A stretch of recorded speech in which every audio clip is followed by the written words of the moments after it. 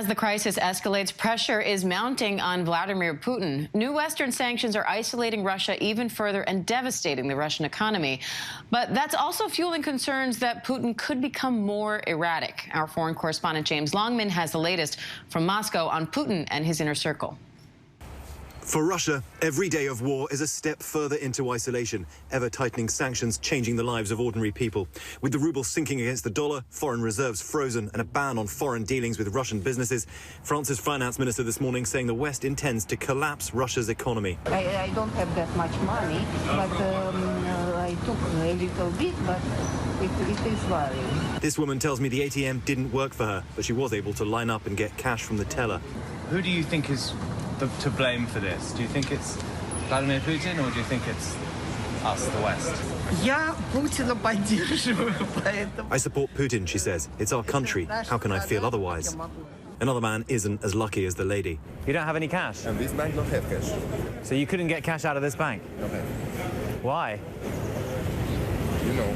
Protests continue. Now nearly 7,500 people arrested in more than 100 towns and cities across the country. Putin has his support, of course, but this war could turn back 30 years of progress, and not many want that.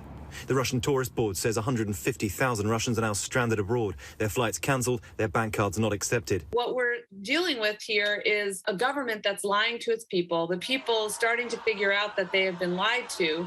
But because of the repression in Russia, they don't have very many outlets to express their discontent or to do anything about it.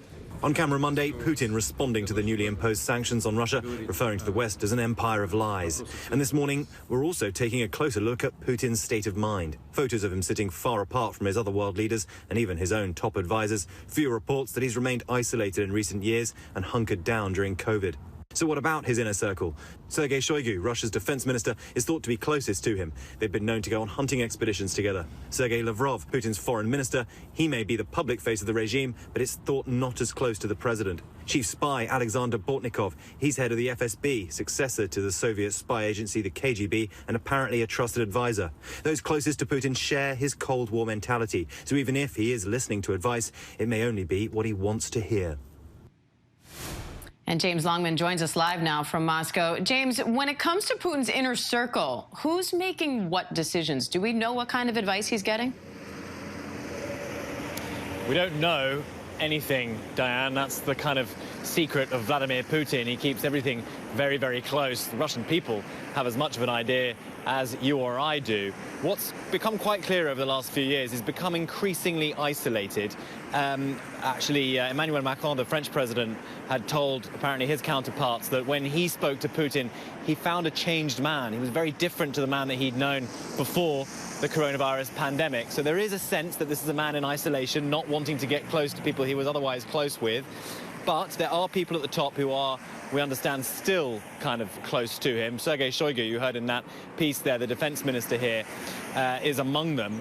But there is an idea that these are all men from the Cold War era. These are all men with the same mentality as he has. And Sergei Shoigu, we should say, the defense minister, there's a possibility that he is feeding Vladimir Putin a story that Putin wants to hear but has no bearing on what's actually happening on the ground. Because if you think about it, for Sergei Shoigu, he's not going to come to his boss, Vladimir Putin, and say, yeah, the invasion's not going that well.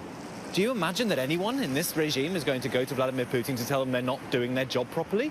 Probably not. So the sense is that even if he isn't isolated, the people around him are probably not telling him the truth. And it's more likely, therefore, and we heard it there from Ian, that what you'll see in Ukraine is a response like the one we saw in Syria, which is to get more vicious as the conventional invasion maybe falters. People in this city, here in Moscow, the elites cannot afford for this invasion to go wrong. Vladimir Putin can't afford for it to go wrong, but also those around him can't. So as they realize their political future is invested in this invasion in Ukraine, what you'll see there is it get more vicious, and here the lies continuing. So it's all signs point to a very worrying kind of vicious circle. Diane? Well, and James, I have to ask, how dangerous is that whole recipe that you just laid out there, given that this is a man that does have access to nuclear weapons? It doesn't feel good, does it? I mean, look, one has to hope that it's all a threat, and threats never materialize. But Look, he has support here. I was out in the street today speaking to people, and there is a sense that every now and again they're shocked and kind of upset by what they hear. Like the invasion of Kiev, the first day of it, I think there was a real sense of, oh my God, this is actually happening. But then Russians rally and they think, actually, we still support our president.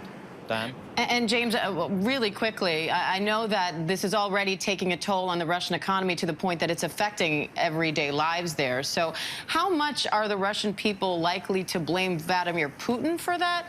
Or how likely are they to blame the West for that? It feels as though at the moment they're still blaming Vladimir Putin.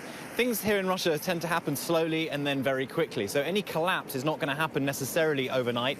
Russia still has its friends in China and Turkey who could support it through any prolonged period of sanctions. We've seen, major shipping companies like Maersk say they're no longer going to bring things to Russia in terms of trade. That could mean that food gets cut off. But all these things are much further down the line. In the immediate sense, they're not seeing this just yet affect their lives. Diane? All right, James Longman, we appreciate it. James, stay safe. Thank you. Hi, everyone. George Stephanopoulos here. Thanks for checking out the ABC News YouTube channel. If you'd like to get more videos, show highlights, and watch live event coverage, click on the right over here to subscribe to our channel. And don't forget to download the ABC News app for breaking news alerts. Thanks for watching.